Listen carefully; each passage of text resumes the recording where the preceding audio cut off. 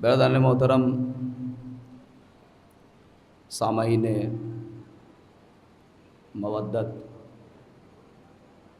مسلسل عنوان مجالس کے اوپر گفتگو چل رہی ہے اور آج اس سلسلے کی یہ تیسری کڑی ہے۔ ارشاد رب العزت ہو رہا ہے وَأَنذِرْ عَشِيرَتَكَ الْأَقْرَبِينَ، میرے حبیب آپ اقربین کو ڈرائیے۔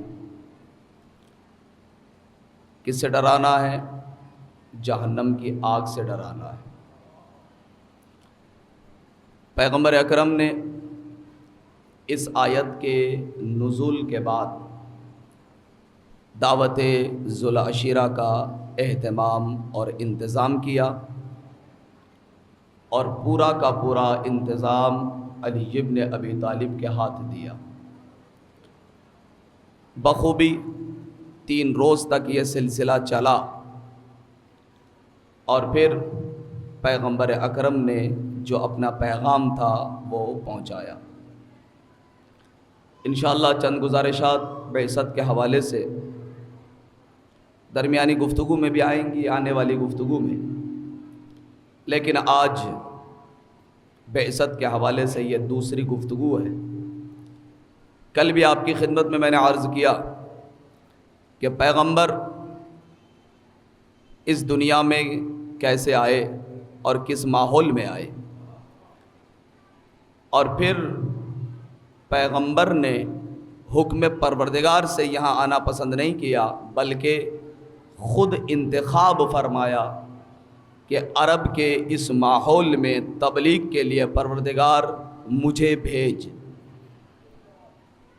یعنی اللہ کے رسول نے خود انتخاب کیا کہ اس ماحول کے لیے کسی اور نبی کے بس میں نہیں ہے، بلکہ یہ تیرے حبیب کا کمال ہوگا کہ اس پستی والے معاشرے کو اٹھائے اور اس گرے ہوئے سماج کو، گرے ہوئے معاشرے کو وہ بلندی تک لے جائے۔ اور پیغمبر اکرم نے بخوبی یہ فریضہ انجام دیا۔ اس معاشرے کو، جس معاشرے میں کل آپ نے سماعت کی، ہر اعتبار سے اخلاقی گراوٹ اور کردار کے اعتبار سے پستیاں پائی جاتی ہیں، ایسے سماج کو اٹھانے کے لیے اللہ کے رسول نے کسی ڈنڈے کا استعمال نہیں کیا، کسی ہتھیار کا استعمال نہیں کیا، بندوق اور توپ کا استعمال نہیں کیا، یا ماڈرن ٹیکنالوجیاں جو بھی اس زمانے میں تھی اس کا استعمال نہیں کیا۔ جن چیزوں کا استعمال کیا ہے، قبلہ آگے تشریف لے آئے، صلوات عرض کریں محمد و آل محمد۔ جس چیز کو سہارا بنایا، اور ایک چیز نہیں ہے بلکہ کئی چیزیں ہیں کہ جس کو پیغمبر مکرم نے سہارا لیا اور جس کے ذریعے سے سماج کو اٹھایا۔ پوری توجہ، کس چیز کا سہارا سب سے پہلے لیا اللہ کے رسول نے؟ اس گرے ہوئے اور پستی کا شکار جو معاشرہ تھا، اس معاشرے کو اٹھانے کے لیے جس شے کا سہارا لیا سب سے پہلے اللہ کے رسول نے، اس شے کا نام ہے علم۔ سب سے پہلے نالج، علم، شکشا، اس کا سہارا پیغمبر نے لیا اور اس سماج کو علم کے ذریعے سے اٹھایا اور جہالتوں کا خاتمہ کیا۔ اس لیے جس سماج میں جہالت ہوتی ہے وہ سماج فالج شدہ ہوتا ہے، مفلوج الحال ہوتا ہے، اس سماج کے رگوں میں خون کا دوڑنا بند ہو جاتا ہے۔ لہذا پیغمبر اکرم نے اس سماج کو اٹھانے کے لیے سب سے پہلے جس چیز کا سہارا لیا، اس چیز کا نام ہے علم۔ یہاں تک کہ نجف سے ایک رسالہ نکلتا تھا جس رسالے کا نام ہے العلم۔ رسالے کا لکھنے والا ایت اللہ ہیبت الدین شہرستانی، ایسا رسالہ ہر 6 مہینے میں نکلنے والا، اور جب اس رسالے کو آپ لکھتے تھے تو یہ رسالہ دنیا کے ہر علمی حلقے میں پہنچتا تھا۔ جو بھی علم سے شغف رکھتے تھے، دلچسپی رکھتے تھے، ہر علمی حلقے میں یہ رسالہ پہنچتا تھا۔ اور اس رسالے کے بیک کور پہ، بیک سائڈ کے حصے پر 4 احادیث پیغمبر لکھا کرتے تھے۔ ہر رسالے کا موضوع ہمیشہ بدلتا تھا، لیکن رسالے کی کتاب کے پیچھے کے ورق پر ہر رسالے کے 4 احادیث لکھتے تھے، اور ان 4 احادیث کا ترجمہ انگریزی زبان میں، فرانسیسی زبان میں اور فارسی زبان میں لکھا کرتے تھے۔ حدیث چونکہ عربی میں تھی، لہذا اس کا 3 ترجمہ، ایک فرانسیسی زبان، ایک انگریزی زبان، ایک فارسی زبان۔ ہر کتاب میں پیچھے کے سائڈ میں 4 حدیث، اور ان 4 حدیثوں کا جو ترجمہ ہوتا تھا وہ 3 زبانوں میں ہوتا تھا۔ یہ رسالہ پہنچتے پہنچتے پہنچا فرانس کے ایک رصدگاہ، ایک یونیورسٹی میں۔ جیسے یہ پہنچا، وہاں کا ایک پروفیسر، ایک محقق، ایک دانشور اس یونیورسٹی کا، جو کہ عیسائی مذہب سے تعلق رکھتا تھا، ایک مرتبہ اس نے اس کتاب کو پڑھا، جس کتاب کے پیچھے یہ 4 حدیثیں لکھی ہوئی تھیں۔ کون کون سی حدیث؟ پہلی حدیث، طلب العلم فریضۃ علی کل مسلم و مسلمہ۔ دوسری حدیث، اطلب العلم ولو بالسین۔ تیسری حدیث، اطلب العلم من المہد الی اللحد۔ چوتھی حدیث، اطلب العلم ولو کان من اہل النفاق۔ 4 حدیثیں لکھتے تھے، پڑھنے والے نے پڑھا، ایک یونیورسٹی کا پروفیسر، محقق، ریسرچر، جب اس نے ان 4 احادیث کو پڑھا، پہلی حدیث کیا ہے؟ طلب العلم فریضۃ علی کل مسلم و مسلمہ، علم حاصل کرنا ہر مسلمان مرد اور ہر مسلمان عورت کے اوپر واجب ہے۔ دوسری حدیث، اطلب العلم ولو بالسین، علم حاصل کرو چاہے دور دراز شہروں کا سفر کرنا پڑے یا چاہے تمہیں چین جانا پڑ جائے۔ تیسری حدیث، اطلب العلم من المہد الی اللحد، علم حاصل کرو آغوش مادر سے دہان قبر تک، ماں کی گود سے قبر کی گود تک علم حاصل کرو۔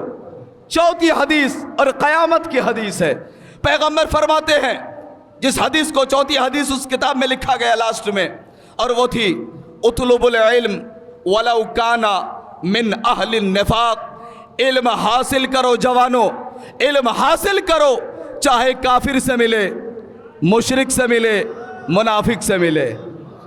علم کے لیے کوئی قید نہیں ہے، استاد چاہے منافق ہو کہ کافر ہو کہ مشرک ہو کہ ملحد ہو، مذہب کا ہو، اپنا ہو کہ پرایا ہو، علم، مولا علی فرماتے ہیں، علم تمہارا کھویا ہوا خزانہ ہے، جہاں سے ملے لے لو۔ اطلب العلم من المہد الی اللحد، علم حاصل کرو ماں کے آغوش سے قبر کے دہانے تک، علم حاصل کرو چاہے تمہیں منافق سے ملے، کافر سے ملے، مشرک سے ملے۔ 4 احادیث پڑھ لی۔ ایک مرتبہ وہ محقق، وہ ریسرچر پریشان ہوا، فرانس سے سفر کیا نجف اشرف کا، اور نجف اشرف کی گلیوں میں آ کے پوچھتا ہے، یہ بتاؤ ایت اللہ ہیبت الدین شہرستانی کا آفس کہاں ہے؟ بتایا گیا کہ ایڈریس فلاں جگہ ہے۔ گئے آغا کے دروازے پر، اور جانے کے بعد سلام دعا ہوئی، کہا کہ جناب کیا آپ ہی ایت اللہ ہیبت الدین شہرستانی ہے؟ کہا جی ہاں میں ہوں۔ کہا یہ جو رسالہ چھپتا ہے العلم، کیا اس کا چیف ایڈیٹر آپ ہیں؟ کہا جی ہاں میں ہی ہوں۔ کہا میں فرانس سے سفر کر کے نجف آیا۔ کہا یہ زحمت آپ نے کیوں اٹھائی؟ کیوں زحمتیں اٹھائیں؟ کیا اس رسالے میں کوئی بات میں نے ایسی لکھ دی کہ آپ کے دل کو رنجیدہ کیا ہو؟ کہا نہیں ایسی کوئی بات نہیں ہے. کہا پھر کیوں آئے ہیں اتنے دور سے سفر کر کے؟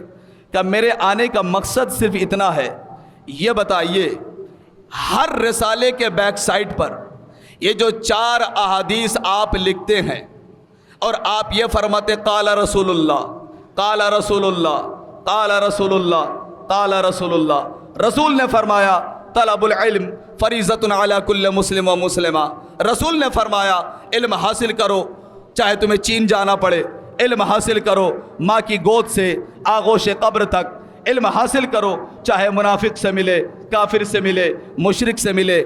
کہا ہاں یہ حدیث ہے پیغمبر کی. کہا یہ بتائیے کیا یہ حدیث واقعی آپ کے رسول نے ارشاد فرمائی ہے؟ کہا ہاں میرے رسول نے یہ حدیث بیان کی ہے.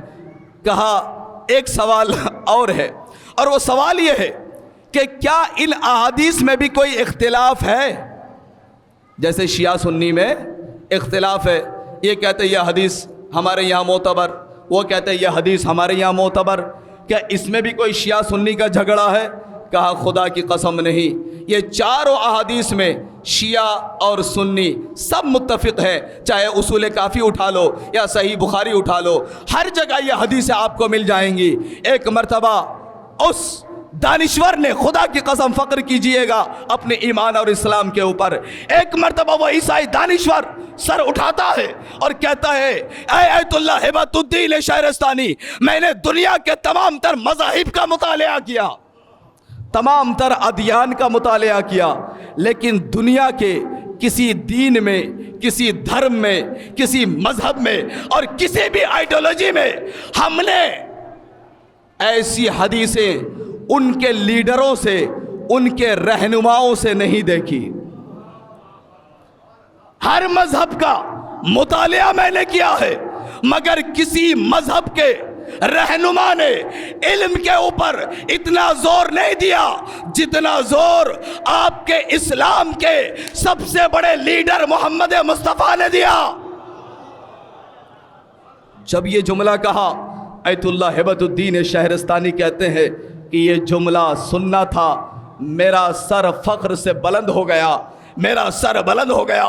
لیکن دوسرا جملہ عجیب کہتا ہے وہ فرانسیسی دانشور، وہ یہ کہتا ہے آغا ذرا یہ بھی تو بتائیے کہ جس اسلام کے، جس دین کے سب سے بڑے رہنما نے علم کے اوپر اتنا زور دیا، کیا وجہ ہے دنیا بھر میں وہی مسلمان سب سے زیادہ جاہل، سب سے زیادہ ان پڑھ، سب سے زیادہ بد کردار، سب سے زیادہ بد اخلاق، سب سے زیادہ بد تہذیب، سب سے زیادہ بے ایمان، سب سے زیادہ جھوٹے، سب سے زیادہ فراڈی. کہا جیسے یہ جملہ کہا میرا سر بلند ہو گیا تھا، لیکن یہ جملہ سننا تھا کہ میرا سر ایک مرتبہ شرم سے جھکتے جھکتے جھک گیا. میں یہ کہوں گا اے فرش عزا پہ آنے والوں، اپنے سروں کو بلند کرو اور فخر کرو. جہاں دنیا میں جہالت کا اتنا اندھیرا ہے کہ مسلمانوں پہ جہالت کا ٹھپا لگایا جا رہا ہے، وہاں بی بی زینب نے فرش عزا کی صورت میں حسین کی یونیورسٹی، حسین کی اوپن یونیورسٹی ہمیں اور آپ کو نصیب کر کے دنیا کے سامنے سر اٹھانے کے لیے مقدر بنا دیا. ایک صلوات عرض کرے محمد وآلہ.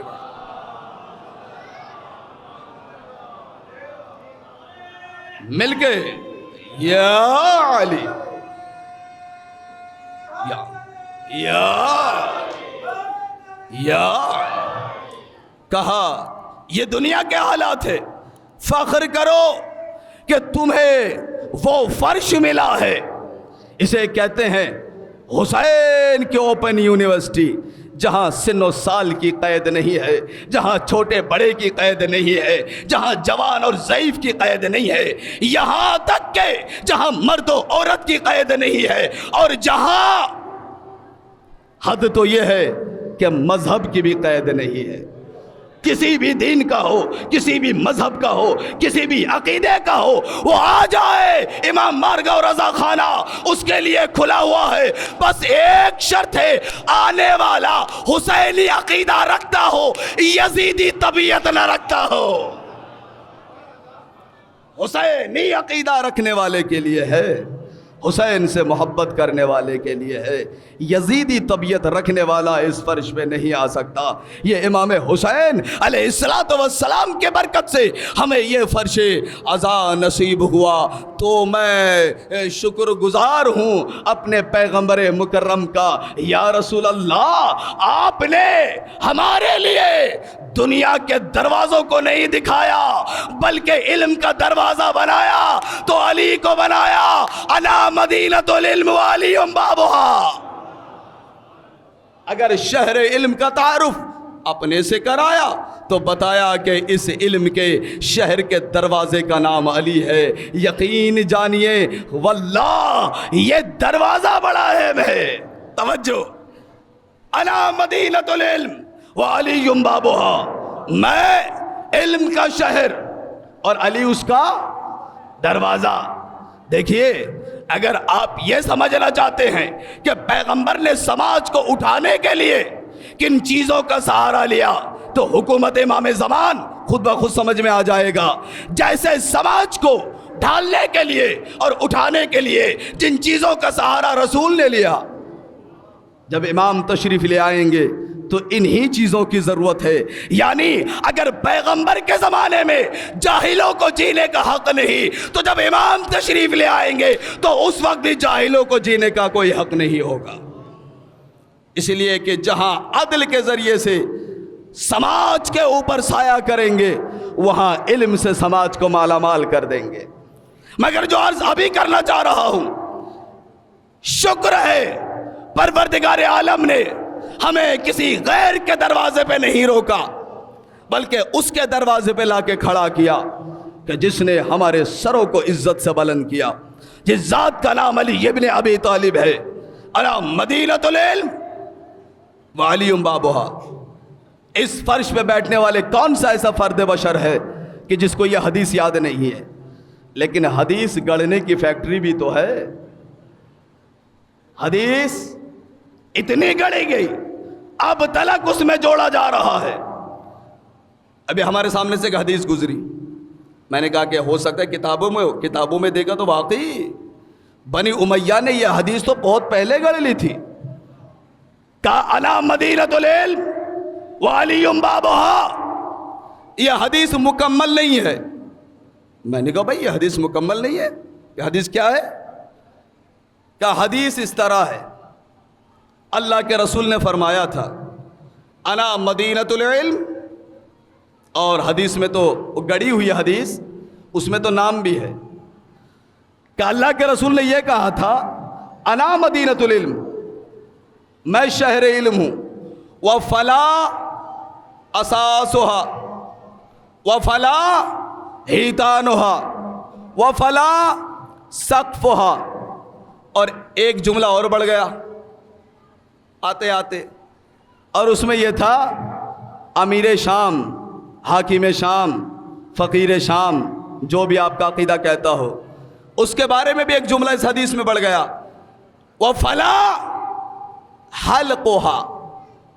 کہتے ہیں اللہ کے رسول کی حدیث یہ تھی کہ میں شہر علم ہوں اور فلا اس شہر کی بنیاد ہے، وہ فلا اس شہر کی دیوار ہے، وہ فلا اس شہر کی چھت ہے، اور حاکم شام اس شہر کے دروازے کی کنڈی ہے.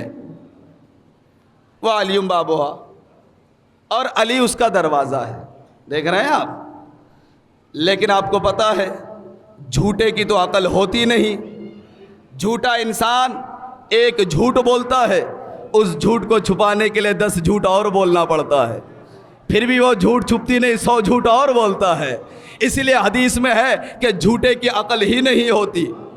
توجہ چاہتا ہوں، جھوٹے کی عقل نہیں ہوتی. جہاں کہا گیا کہ حدیث یہ ہے کہ فلا یہ فلا چھت، ارے جاہلو، شہر کا دروازہ تو ہوتا ہے، چھت نہیں ہوتی. اللہ اکبر ہے. لیکن جھوٹوں کا کیا کریں آپ؟ کیا کہ فلا دیوار ہے اور فلا اساس ہے اور فلا کھڑکی ہے اور فلا اور یہی تو وجہ ہے، میں نے کہا نا دروازہ بڑا اہم ہے۔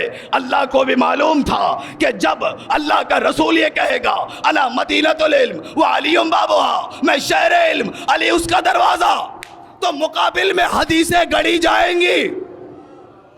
لہذا کیوں نہ میں آیت اتار دوں، حدیث کے سامنے کیوں نہ میں آیت اتار دوں، تاکہ حدیث جب آیت کے سامنے آ جائے تو سب مانتے ہیں، چاہے یہ ہو اور وہ، سب یہ مانتے ہیں کہ اگر آیت سے حدیث ٹکرائے تو حدیث کو لے جا کے دیوار پہ مار دو۔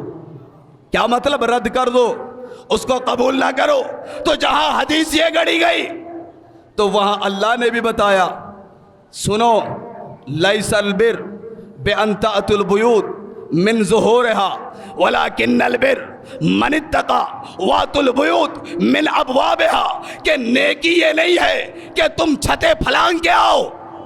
اللہ اکبر، قرآن پڑھ رہا ہو، سورہ بقرہ کی آیت 189 جا کے دیکھ لیجئے گا، آیت آتے لیس البر، نیکی یہ نہیں ہے بأن تأتوا البیوت من ظہورها، کہ تم چھتیں پھلانگ کے آؤ، دیواریں پھلانگ کے آؤ، کھڑکیوں سے گھسے چلے آؤ۔ نیکی یہ نہیں ہے۔ کہ نیکی کیا ہے؟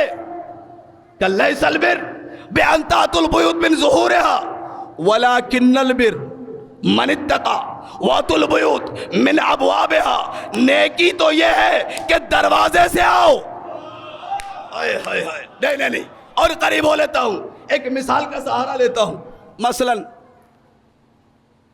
دنیا میں بسنے کے لیے دوستی ضروری ہے، ہر ایک کے دوست ہیں، اور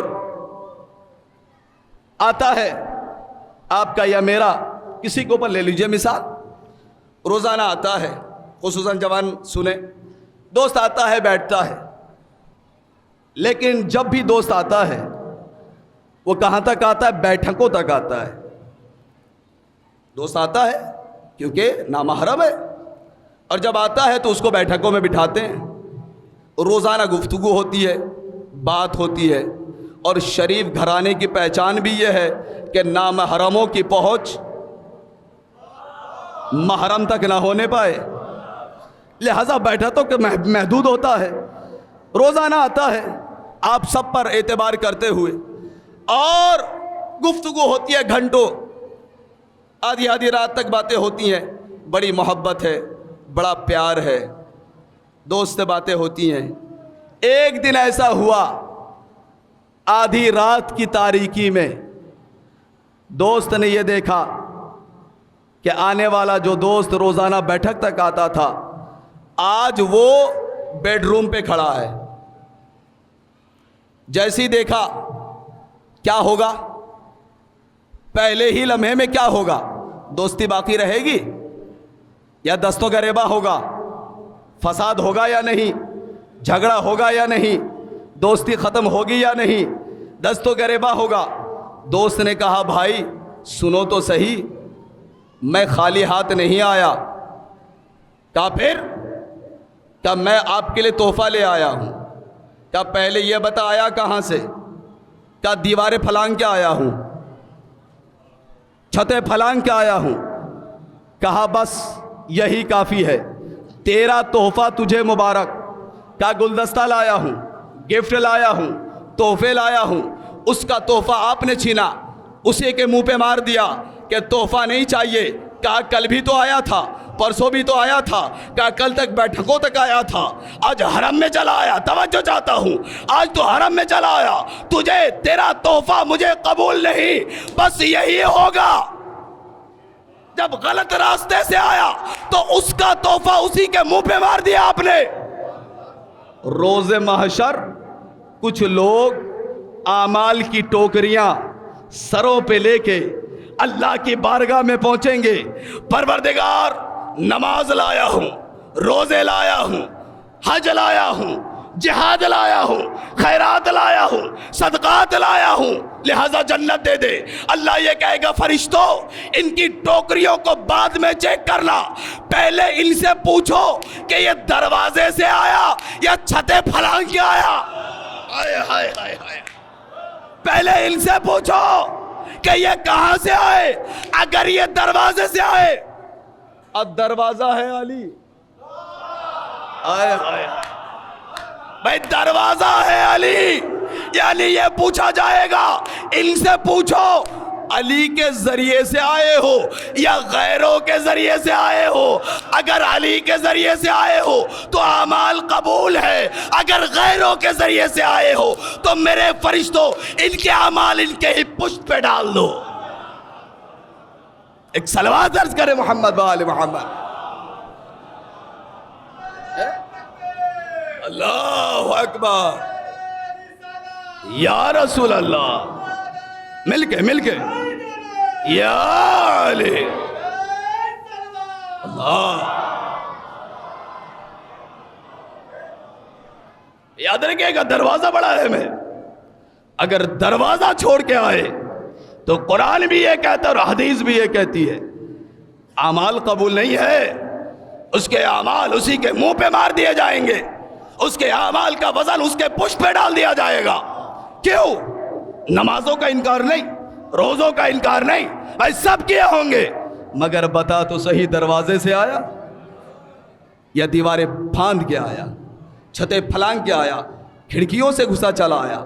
मूसा का जमाना, हजरत मूसा ने कोहे तूर पे जाते हुए एक शख्स को देखा, बहुत ही गहरे अंदाज से दुआओं में मसरूफ है, हाथों को उठाए हुए, आंखें बंद है, ज़बानें हिल रही हैं, मगर आवाज़ें बहुत धीमी, इसलिए कि न जाने कितने दिन का यह भूखा और प्यासा है, दुआ कर रहा है, गिड़गिड़ा के दुआ कर रहा है।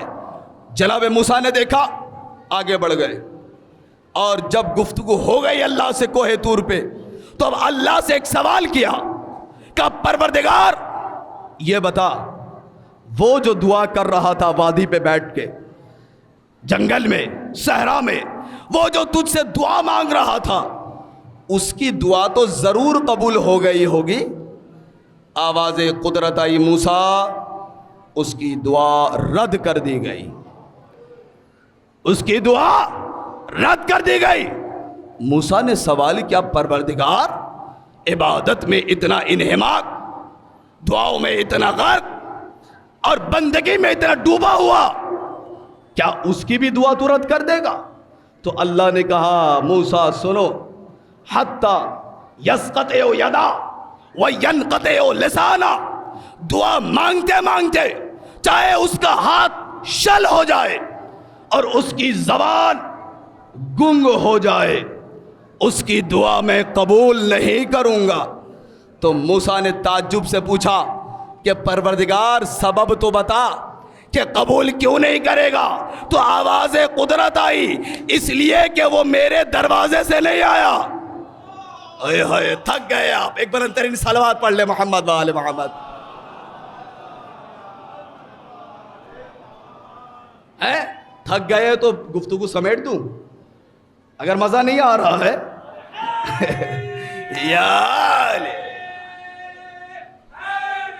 यार अल्लाह सलामत रखे आपको। बस एक लम्हा मेरे साथ दीजिए ताकि इस मंजिल को मैं पार कर सकूं कि अल्लाह ने कौन सी नेमत हमें दी है। क्या मूसा, इसकी जबान गुंग हो जाए, इसके हाथ शल हो जाए, इसकी दुआ कबूल नहीं करूंगा। का क्यों? का इसलिए कि मेरे दरवाजे से नहीं आया। जनाब मूसा ने कहा, परवरदिगार तेरा दरवाजा क्या है, ये भी तो बता कि तेरा दरवाजा क्या है। का मूसा, तुम ही तो मेरे दरवाजे हो, तवज्जो चाहता हूं, का तुम ही मेरे दरवाजे हो। इसका मतलब ये हुआ, हर जमाने में जो हुज्जते खुदा होता है वही अल्लाह का दरवाजा। तवज्जो, जिस जमाने में आदम, तो आदम उम्मत के लिए दरवाजा, जिस जमाने में नूह उम्मत के लिए दरवाजा, जिस जमाने में इब्राहिम, तो इब्राहिम उम्मत के लिए दरवाजा, मूसा और ईसा अपनी उम्मत के लिए दरवाजा।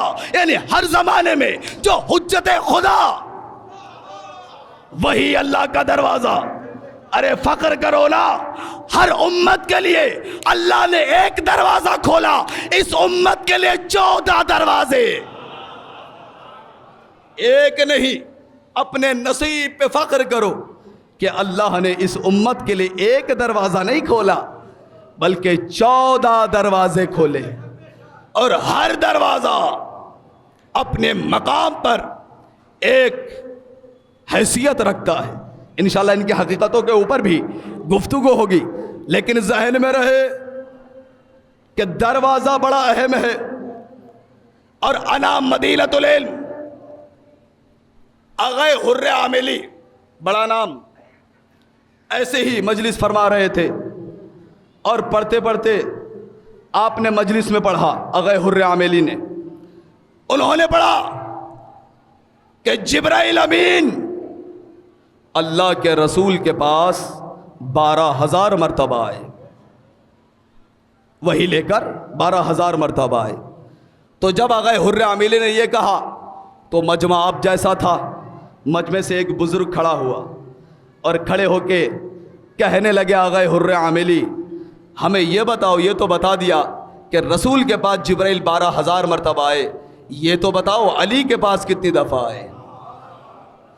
آغا حر عاملی کہتے ہیں ایک دفعہ میں پریشان ہوا، میں مشکل میں گرفتار ہوا کہ وحی کا سلسلہ تو رسول سے ہے، جبرائیل کا آنا جانا تو رسول کے پاس ہے، یہ میں کیسے کہہ سکتا ہوں کہ علی کے پاس کتنی دفعہ آئے. لیکن مشکل میں پڑا، توسل کیا مشکل کشا سے، فوراً میری مشکل کشائی ہو گئی، میرا مسئلہ حل ہو گیا. 1 سیکنڈ کے اندر آغا حر عاملی نے اس مرد بزرگ کو جواب دیا کہ علی کے پاس 24,000 مرتبہ آئے. اب سوال کرنے والے نے پوچھا آغا اب یہ جواب کہاں سے دیا آپ نے؟ اور پہلے تو یہ کہ مجمع فضائل سننا چاہتا ہے، اور جب اٹپٹی ہو تو سوال تو بنتا ہی ہے نا، ہے جو باتیں ہضم نہ ہو تو سوال بنتا ہے. تو جیسے ہی کہا کہ 12,000 بار رسول کے پاس، اور کہ علی کے پاس کتنی دفعہ؟ کہا 24,000. کہا کہاں سے پڑھا؟ کس کتاب میں ہے؟ کہا مشہور حدیث تم نے نہیں پڑھی؟ کہا کیا ہے حدیث؟ کہا انا مدینۃ العلم و علی بابھا، میں شہر علم و علی اس کا دروازہ. کیا تمہیں معلوم نہیں ہے کہ گھر کے اندر آنے کے لیے ایک مرتبہ دروازے سے داخل ہوتا ہے، ایک مرتبہ باہر جاتا ہے؟ ہائے ہائے ہائے ہائے، ارے رسول شہر یا رسول انا دار الحکمہ و علی بابھا، میں حکمت کا گھر اور علی اس کا دروازہ. جب رسول گھر ہے اور علی دروازہ، اگر رسول کے پاس 12,000 بار آئے تو دروازے سے ایک مرتبہ آنا پڑا، ایک مرتبہ جانا پڑا. اگر 12,000 بار رسول کے پاس آئے تو 24,000 بار علی کے پاس آئے. انا مدینۃ العلم و علی بابھا، میں شہر علم ہوں اور علی اس کا دروازہ ہے. اور حق بھی علی نے ادا کر دیا. ممبر سلونی پہ جب بھی آپ بیٹھتے تھے تو یہی جملہ فرماتے تھے، سلونی سلونی قبل ان تفقدونی فانی اعلم بطرق السماء اعلم بطرق الارض. یہ ترجمہ غلط ہوگا کہ اگر یہ کہا جائے کہ میں زمین کے راستوں سے زیادہ آسمان کے راستوں کو جانتا ہوں، نہیں، بلکہ مولا کہنا یہ چاہتے ہیں اے لوگوں سنو، میں علی زمین کے راستوں تو جانتا ہی ہوں لیکن آسمان کے راستوں کو بھی بخوبی جانتا ہوں. جو چاہے پوچھ لو، میں زمین کے راستوں کو بھی جانتا ہوں اور بخوبی آسمان کے راستوں کو بھی جانتا ہوں. ہے کسی میں مجال جو یہ دعویٰ کرے؟ ہاں کیا ہے، لیکن دعویٰ کرنا اور ہے، دلیل پیش کرنا اور ہے. ذہن میں رہے، سماج کو اٹھانے کے لیے پیغمبر نے علم کا سہارا لیا. دیکھیں ایک ہوتا ہے دعویٰ اور ایک ہے دلیل. دعویٰ کچھ بھی ہو سکتا ہے، دلیل پیش کرنا ضروری ہے. سبط ابن جوزی ایسے مسجد میں بیٹھے ہوئے تھے اور ایک مرتبہ عالم اسلام کے بڑے عالم دین انہوں نے یہ دعویٰ کیا، سلونی سلونی قبل ان تفقدونی. ایک علی کی چاہنے والی ضعیفہ مسجد کے باہر سے جا رہی تھی، کھڑکی سے آواز آئی کہ اندر بیٹھنے والے نے یہ دعویٰ کیا ہے، سلونی سلونی، جو چاہے پوچھ لو. ضعیفہ ٹھہر گئی اور یہ سوچنے لگی کہ یہ لفظ اور یہ جملہ اور یہ دعویٰ یا تو علی یا اولاد علی کی زبان پہ سجتا ہے. یہ کون ہے جو ممبر سے بیٹھ کے اس زمانے میں یہ دعویٰ کر رہا ہے؟ بس یہ سنتے ہی ایک مرتبہ ضعیفہ اندر آئی اور آ کے سیدھے کھڑے ہو کے سوال کیا کہ یہ جو تو ممبر پر بیٹھ کے سلونی کا دعویٰ کر رہا ہے، کیا دلیل بھی دے سکتا ہے؟ کہا بحث کرنے کی ضرورت نہیں ہے، جو سوال کرنا ہے کرو، میں جواب دینے کے لیے بیٹھا ہوں۔ تو علماء کہتے ہیں، جو میں نے کتاب میں پڑھا وہ اس کے بعد ہے، لیکن علماء ایک جملہ اور ایڈ کرتے ہیں، وہ یہ کہتے ہیں کہ ضعیفہ نے ایک سوال پہلے کیا، کہا یہ بتا جناب سلیمان نبی جب ہوا پہ تخت پہ سوار ہو کے جا رہے تھے، اور پھر سورہ نمل کی آیت ہے، موضوع سے میں ہٹ جاؤں گا، تو آئے اور چینٹیوں کے سردار کو اپنے ہاتھ پہ اٹھایا اور اس سے کچھ گفتگو کی۔ وہ ضعیفہ کہتی ہے میں یہ تو نہیں پوچھتی کہ سلیمان نبی سے گفتگو کیا ہوئی تھی، صرف اتنا بتا دے جس چینٹی کو ہاتھ پہ اٹھایا تھا وہ نر تھی یا مادہ؟ ایک مرتبہ پریشان ہوا، کہا کوئی ڈھنگ کا سوال ہے تیرے پاس؟ کہا ہاں، ڈھنگ کا سوال سننا چاہتے ہو؟ تو ڈھنگ کا سوال یہ ہے، یہ بتاؤ جب خلیفہ سوم کی وفات ہوئی تو علی کہاں تھے؟ کہا مدینے میں۔ کہا جب سلمان فارسی کی وفات ہوئی تو علی کہاں تھے؟ کہا مدینے میں۔ توجہ چاہتا ہوں۔ کہا اچھا، بہت خوب، دونوں کے وفات کے موقع پہ علی مدینے میں تھے۔ اچھا یہ بتاؤ سلمان فارسی کا انتقال کہاں ہوا؟ کہا مدائن میں۔ کہا خلیفہ سوم کا انتقال کہاں ہوا؟ کہا مدینے میں۔ کہا علی کس کے جنازے پہ پہنچے؟ کہا سلمان فارسی کے جنازے پہ پہنچے۔ کہا تعجب کی بات ہے۔ اب دیکھیے سامنے والا جس سے سوال ہو رہا ہے وہ ہمارے اور آپ جیسا عقیدہ نہیں رکھتا، بلکہ وہ چار کا عقیدہ رکھتا ہے۔ اور جیسے یہ سوال ہوا کہ یہ بتاؤ مولا علی مدینے میں تھے، سلمان فارسی کا انتقال مدائن میں ہوا، خلیفہ سوم کی وفات مدینے میں، علی تھے مدینے میں، لیکن یہاں سے سفر کر کے سلمان فارسی کے جنازے پہ پہنچے اور نماز جنازہ بھی پڑھائی اور خود تدفین بھی کی، لیکن خلیفہ سوم کا جنازہ مدینے میں پڑا رہا۔ یہ تمہارا چوتھا خلیفہ کیوں نہیں آئے؟ توجہ دیکھیں، ایک عقیدتی سوال، کوئی جھگڑا نہیں، فساد نہیں، بڑے احترام سے سوال ہو رہا ہے، اور یہ تاریخی سوال ایسی ادب سے ہونا چاہیے، ایسی احترام سے ہونا چاہیے۔ ضعیفہ نے کہا بتاؤ، سوال ہے، خلیفہ سوم کا جنازہ پڑا رہا، علی جہاں مدینہ چھوڑ کے مدائن جا سکتے ہیں تو مدینے میں ہی خلیفہ سوم کے جنازے پر تمہارے عقیدے کے مطابق چوتھا خلیفہ علی وہ کیوں نہیں آئے؟ کیا پوچھنا کیا چاہتی ہے؟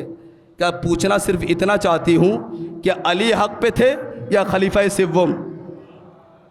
اب دیکھیے ہم سے سوال ہو تو ہمارا بچہ جواب دینے میں سیکنڈ نہیں لگائے گا کہ کون حق پہ ہے کون باطل پہ ہے، لیکن سوال اس سے ہو رہا ہے جو چار کا عقیدہ رکھتا ہے، کہ بتاؤ تو صحیح کون حق پہ؟ اب سبط ابن جوزی کیا جواب دے؟ اس لیے کہ پڑا ہوا ہے لاشا خلیفہ سوم کا اور آ نہیں رہے ان کے عقیدے کے مطابق چوتھا خلیفہ۔ اگر کہیں خلیفہ سوم حق پہ نہیں تھے تو پھر علی پہ اعتراض، اگر کہے کہ علی ابن ابی طالب حق پہ تو خلیفہ سوم پہ اعتراض۔ جواب بن نہیں پایا، ایک مرتبہ پسینہ چھوٹا اور کہنے لگا اے ضعیفہ، اگر تو اپنے شوہر کی اجازت سے گھر سے باہر آئی ہے تو تیرے شوہر پہ لعنت، اور تو خود آئی ہے تو تیرے اوپر لعنت۔ مسکرا کے وہ ضعیفہ کہتی ہے اے سبط ابن جوزی اپنے فتوے پہ باقی رہنا، پورا مجمع سنے، اے سبط ابن جوزی اپنے فتوے پہ باقی رہنا، جو تو مجھے کہہ رہا ہے اپنے فتوے پہ باقی رہنا۔ اگر کوئی خاتون بغیر شوہر کی اجازت کے علی سے لڑنے میدان میں آ جائے تو اس عورت کے لیے کیا فتویٰ ہے؟ ایک صلوات عرض کر دے محمد و آل محمد۔ ذرا یہ تو بتاؤ یا علی کون حق پہ کون باطل پہ؟ اب دیکھا دعویٰ اور دلیل، علم کے حوالے سے گفتگو تھی تو امیر المومنین کے حوالے سے گفتگو آگے بڑھی، جس سماج کو اٹھانے کے لیے پیغمبر معظم نے سہارا لیا، ایک چیز نہیں ہے، کئی چیزیں ہیں، ان میں سب سے پہلی چیز اور وہ ہے علم۔ علم وہ شے ہے جس کے پاس ہوگا وہ دنیا پہ حکومت کرے گا، عزت، رفعت، بلندی اور اونچائی، احترام، عظمت، ہر چیز ملتی ہے تو علم سے ملتی ہے۔ اگر کوئی قوم لکھنا پڑھنا چھوڑ دے تو پھر اس قوم کے سروں پہ پیر رکھ کر، قدم رکھ کر روندتی ہوئی وہ قومیں آگے بڑھ جاتی ہیں جن کے پاس علم ہے، جن کے پاس نالج ہے۔ یہی وجہ ہے آغا معظم، رہبر معظم آغا سستانی ہر سال اپنے بیان میں یہ پیغام دیتے ہیں، اے شیعوں، تعلیم میں پیچھے نہ رہنا۔ اس لیے کہ شیعوں کی پہچان اور علامت یہ ہے کہ زمانے میں ممتاز نظر آتا ہے، سب سے پڑھا لکھا اگر کوئی ہوگا زمانے میں تو وہ شیعہ ہوگا، در اہل بیت سے منسلک افراد ہوں گے۔ یقین جانیے گا اگر کسی کے پاس علم نہیں ہوگا تو پھر اس زمانے میں وہ عزت حاصل نہیں کر سکتا، اس زمانے میں وہ عظمتیں حاصل نہیں کر سکتا، بلندیاں حاصل نہیں کر سکتا۔ پیغمبر اکرم نے پہلی چیز علم کا سہارا لیا اور جہالت سے اٹھا کے اب سماج کے معراج اور سماج کی بلندی کا سفر شروع ہوا ہے۔ پیغمبر معظم نے سب سے پہلے علم اور اس کے بعد جن چیزوں کا سہارا لیا، اگر میں آج کی گفتگو میں چھیڑوں گا ایک ادھوری سی گفتگو رہے گی، لہٰذا میں ادھر آگے نہیں بڑھوں گا، چونکہ آج 13 صفر المظفر یعنی شہادت عظما بی بی سکینہ بنت الحسین کی ہے، لیکن چونکہ 5ویں مجلس کے بعد تابوت برآمد ہوں گے، اس دن انشاءاللہ بی بی کی مکمل شہادت آپ کی خدمت میں عرض کروں گا، لیکن آج چونکہ 13 صفر ہے، حق یہ ہے کہ بی بی کے ہی مسائل پڑھے جائیں۔ بس ایک دو روایت اور عبادت تمام کروں۔ بی بی سکینہ بظاہر 4-5 سال کی بچی ہے، مگر عظمتوں میں، بلندیوں میں، تقویٰ میں، پرہیزگاری و شعور میں یہ بچی نہیں ہے۔ موقع ہوتا تو میں عرض کرتا خود بی بی سکینہ کے حوالے سے، کتنی بامعرفت خاتون تھی۔ بی بی کے خطبے موجود ہیں، اس 5 سال کی عمر میں بی بی کے خطبے موجود ہیں، جو بی بی نے خطبے دیے کوفہ میں اور شام میں، جو جملے ہیں بی بی کے، اللہ اکبر، یہاں تک کہ جب شہیدان کربلا کے سروں کو کاٹ کر نیزوں پہ بلند کیا گیا، کل تک جہاں مصائب آپ نے سماعت کی، اور پھر اس کے بعد اہل حرم کو رسیوں میں باندھا گیا اور بیویوں کے سروں کو اور بیویوں کے ہاتھوں کو ایک ساتھ باندھا، اور باندھنے کا انداز آگے سے نہیں ہے بلکہ ہاتھوں کو پشت کی طرف باندھا گیا، پیچھے کی طرف باندھا، اور پھر اس کے بعد حکم یہ ہوا کہ اب برہنہ اونٹوں کے اوپر ان بیویوں کو سوار کراؤ۔ عزاداران مظلوم کربلا ان بیویوں کو جب سوار کرانے لگے تو ایک مرتبہ جیسے یہ موقع آیا، بی بی زینب آگے بڑھی، کہا اے شمر، خبردار کسی بھی مخدرات کو ہاتھ نہ لگانا، اس لیے کہ تمام تر بیویوں کو زینب سوار کرائے گی۔ جب تک حسین تھے، حسین نے اپنے امور انجام دیے، عباس تھے، عباس نے اپنی ذمہ داریاں انجام دی، مگر اب نہ حسین ہے، نہ زینب ہے، نہ عباس ہے، نہ علی اکبر ہے، بلکہ اب زینب کبھی علی اکبر بنی، کبھی عباس بنی، کبھی حسین بنی۔ آگے بڑھی، آؤ بہن کلثوم، میں سوار कराऊंगी। कुलसूम को ज़ैनब ने सवार कराया, रुबाब को ज़ैनब ने सवार कराया, फ़ातिमा कुबरा को ज़ैनब ने सवार कराया। और रिवायत ये कहती है, रियाज़ुल क़ुद्स की रिवायत है कि बीबी ने जब सबको सवार कराया तो उसके बाद मलून आगे बढ़ता है और कहता है कि ऐ अली की बड़ी बेटी, हम ये चाहते हैं कि तमाम तर बच्चों को उनके माँओं के आगे बिठाया जाए। अल्लाह अकबर। लेकिन माँओं के हाथों को बांध दिया गया और बच्चों को यूं ही बिठा दिया गया। यही तो वजह है कि जब इन ऊँटों को दौड़ाया गया तो करबला से कूफा के शाम के रास्ते में कितनी ऐसी छोटी छोटी कब्रें नज़र आती हैं जहाँ ये बच्चे जहाँ गिरे वहाँ तदफीन नहीं हुई, बल्कि शिम्र का हुक्म ये था कि इन्हीं बच्चों के ऊपर से घोड़ों को दौड़ा दिया जाए। अजरुकुम अला ज़हरा, अल्लाह आपकी आवाज़ों पर रहमत नाजिल करे। अज़ादारो एक मरहला है, उसे तय करना है और पुरसा मुकम्मल होगा। जैसे ही सबको सवार कर लाया, अब ज़ैनब ने चाहा कि सकीना को ऊँट पे बिठाया जाए और सकीना के पीछे मैं खुद बैठ जाऊं, मगर मलऊन शिम्र ये कहता है, ऐ ज़ैनब, सकीना को अलग ऊँट पे बिठाया जाएगा, सकीना के साथ कोई खातून न बैठेगी। कहा कि ऐ शिम्र, ये कैसे मुमकिन है? अगर मैं बिठाऊं तो फिर सकीना तो गिर जाएगी। मिनहजुद्दुमू की रिवायत है, आपके सामने बयान कर रहा हूँ। मिनहजुद्दुमू का मुअल्लिफ ये लिखता है कि एक मरतबा ज़ैनब कुबरा ने कहा, शिम्र, यह मुमकिन नहीं है कि सकीना को मैं अलग ऊँट पे बिठाऊं, इसलिए कि सकीना गिर जाएगी। मलून ये कहता है कि नहीं, ऐ अली की बेटी, आपको परेशान होने की ज़रूरत नहीं है, मैं ऐसा इंतज़ाम करूँगा कि सकीना गिरने ना पाएगी। अल्लाह अकबर। हर जगह ये मसाइब के जुमले मैं नहीं पढ़ता, इसलिए कि ये रिवायत मिनहजुद्दुमू में जब से मैंने पढ़ा है उस वक्त से मैंने शायद एक या दो जगह इस रिवायत को मैंने पढ़ा है, और खुदा जाने आपके यहाँ शायद ये तीसरी दफ़ा इस रिवायत को मैं पढ़ रहा हूँ, इसलिए कि बड़ी क़यामत की रिवायत है।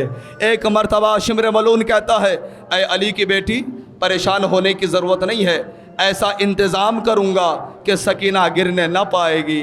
अल्लाह अकबर। आपको तो मालूम है कि शिम्र का इंतज़ाम कैसे होता है। जब सरों को गिना गया और सर 71 निकले तो सब ने कहा, अरे सर तो 72 थे, वो 71वां सर कहाँ है? तो यही शिम्र मलून है। हाथों पे नेज़ा लिया, ज़मीन करबला पे चुभोता चला गया, खैमे के पीछे गया, एक नेज़े के आगे अली असगर का नन्हा सा सर। आपको मालूम है ना, शिम्र का इंतज़ाम अजीब होता है। यह मलून आगे बढ़ा, कहा, अली की बेटी, आप बिल्कुल परेशान ना हो, सकीना नहीं गिरेगी, मैं इंतज़ाम करूँगा। मुकम्मल रिवायत आपकी खिदमत में पढ़नी है। एक मरतबा शिम्र मलून आगे बढ़ा, ज़ैनब कुबरा देखती रही कि देखूं तो सही ये इंतज़ाम क्या करता है। यह मलून आगे बढ़ा और एक मरतबा काफिला के दरमियान से एक रस्सी का टुकड़ा ले आया।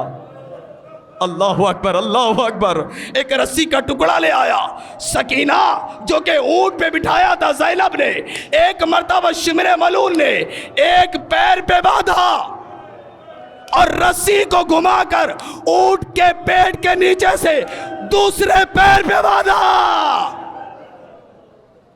कहा, ज़ैनब, इंतज़ाम हो गया, अब सकीना नहीं गिरेगी। अल्लाह अकबर। बस काफिला आगे बढ़ा ज़ादारो। एक मकाम वो आया कि काफिला आगे नहीं बढ़ता। ये शिम्र जाता है काफिला सालार के पास, जाके कहते, अरे मैंने कहा था काफिला को न रोका जाए, तेजी से हाकिम तक पहुंचाओ, हमें इनाम की जल्दी है, लेकिन काफिला को क्यों रोका?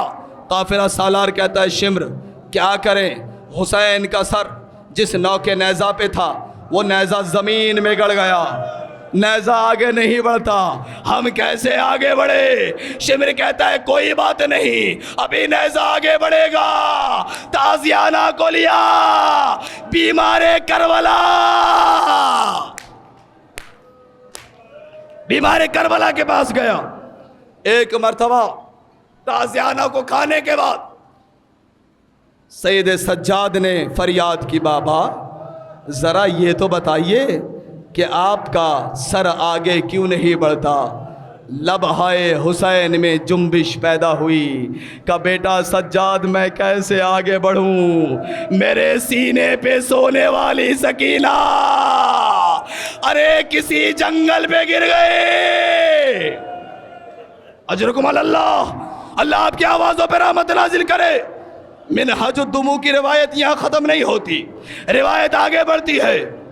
جیسی قافلہ کو روکا، عجیب عالم ہے، جب بھی کوئی بچہ گرتا تھا روایت کہتی ہے زینب بھی اپنے آپ کو گرا دیتی تھی۔ بڑے آسانی سے سن لیا، ارے جس کے ہاتھ بندھے ہوئے ہو وہ اگر زمین پہ آئے گی۔ زینب عباس کے مصائب میں شریک، عباس کے بھی بازو قلم زمین کربلا پہ آئے تو رخسار کے بل آئے۔ ایسی زینب ایک دفعہ نہیں، ہر بچے کے گرنے پر زینب گرا دیتی ہیں۔ جب یہ سنا کہ اب سکینہ قافلے میں نہیں ہے، زینب نے اپنے آپ کو گرا دیا اور چلتی ہوئی ایک جھاڑیوں کے کنارے گئیں۔ کیا دیکھتی ہے؟ ایک نقاب پوش بی بی، ایک مخدرہ حجاب میں موجود ہے، جس کے آغوش میں سکینہ سو رہی ہے۔ سکینہ سو رہی ہے۔ زینب گئی، کہا بی بی تیرا بہت شکریہ، بہت شکریہ۔ سکینہ جو شام غریبہ سے اب تک سوئی نہ تھی، تیری آغوش میں آ کے سو گئی۔ پردے کے پیچھے سے آواز آئی کہ اے زینب تو نے پہچانا نہیں، میں تیری ماں فاطمۃ الزہرا۔ ارے اس گود میں سکینہ نہیں سوئے گی تو کس گود میں سوئے گی؟ ارے یہاں تو حسین بھی سویا کرتے تھے۔ ماں کا شکریہ ادا کیا، سکینہ کو ساتھ لیا، 2 جملے اور عبادت تمام، بس پرسا دیجئے گا۔ جیسے ہی گود میں لیا اور لے کے آئے اور اپنی گود میں بٹھا کے اونٹ پہ بیٹھنا چاہتی ہیں۔ ایک مرتبہ شمر ملون پھر سے آگے بڑھا، وہ کہتا علی کی بیٹی سکینہ کو الگ اونٹ پہ بٹھایا جائے۔ کہا شمر تجھے کہا تھا کہ سکینہ کو اکیلی نہ بٹھا، اس لیے کہ ہم نے کہا تھا سکینہ گر جائے گی، تو نے دیکھا کہ سکینہ جنگل میں گر گئی۔ اب شمر ملون کہتا ہے کہ اے زینب اب پریشان ہونے کی ضرورت نہیں ہے، میں ایسا انتظام کروں گا اب کبھی نہ گرے گی۔ اب سکینہ کو چھین کے اونٹ کے پشت پہ لٹایا، اونٹ کے پشت پہ لٹایا اور رسی لا کے جکڑ کے سکینہ کو اونٹ کے پشت سے باندھا۔ ارے کیا وجہ تھی؟ جب غسالہ نے غسل دیا، سکینہ کا کرتا نہیں اتر رہا تھا، پورے بدن میں خون تھا، یہی وجہ تھی۔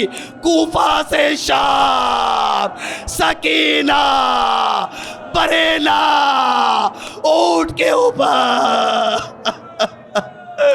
سکینہ کا بدن زخموں سے چور، بدن کے اندر سکینہ کا کرتا گوشت میں پیوست ہو گیا۔